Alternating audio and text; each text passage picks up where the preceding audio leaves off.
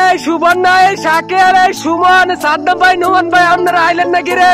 আমরা আইয়া বসছি, আমরা ঘুরতেছি, আপনারা পারতেন না?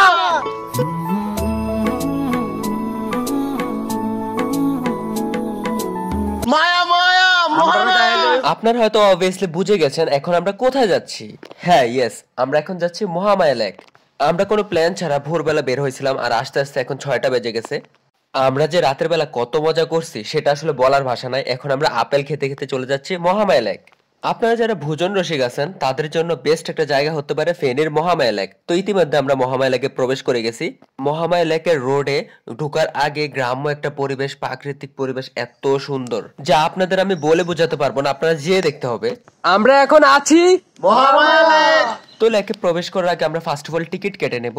টিকিট কাটা শেষ হলে আমরা এখন ভিতরে প্রবেশ করব। তাদের ফার্স্ট কাস্টমার আমরাই, কারণ আমরা সকাল 6টা বাজে চলে আসছি। আজকে ঠান্ডা একটা ওয়েদারে বাতাসের মিষ্টি একটা গন্ধে আমার মনটা ভরে দিচ্ছে।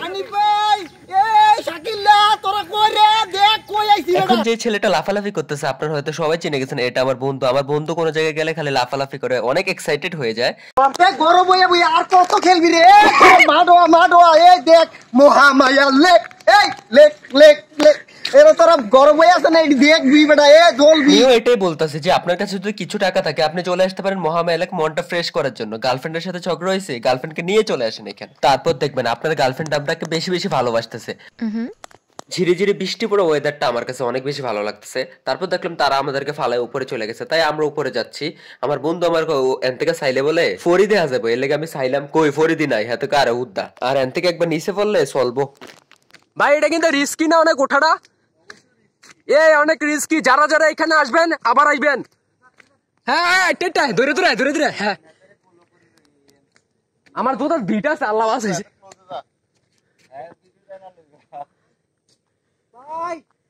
উঠতে উঠতে তো অনেক উপরে উঠতে গেছে, আমার নাম থেকে প্রবলেম হইতেছে। এগুলা তো হচ্ছে পাকার, এগুলো যদি মাটির হইতো তাও একটা কথা ছিল। বৃষ্টি পড়ছে তো এগুলো পাকা পিছলা হয়ে আছে, আমাদের নাম তো অনেক বেশি ভয় লাগতেছে। পাও কাঁপতেছে দেন। আরে না না, কি আর ফাও করতেছে? এনে প্রায় 400 ফুট নিচে ভরণ লাগবে যদি আল্লাহ না করুক কেউ পরে। আপনারা মনে করতেছেন বিষয়টা খাম খেয়ালি না, এখানে এত নিচে, এটা কি বলবো, প্রায় 400 ফুট নিচে আছে। অবস্থা জঙ্গলের কারণে বোঝা যাচ্ছে না আর কি।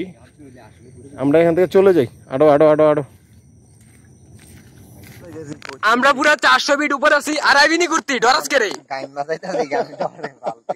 বাবুরে বাবু।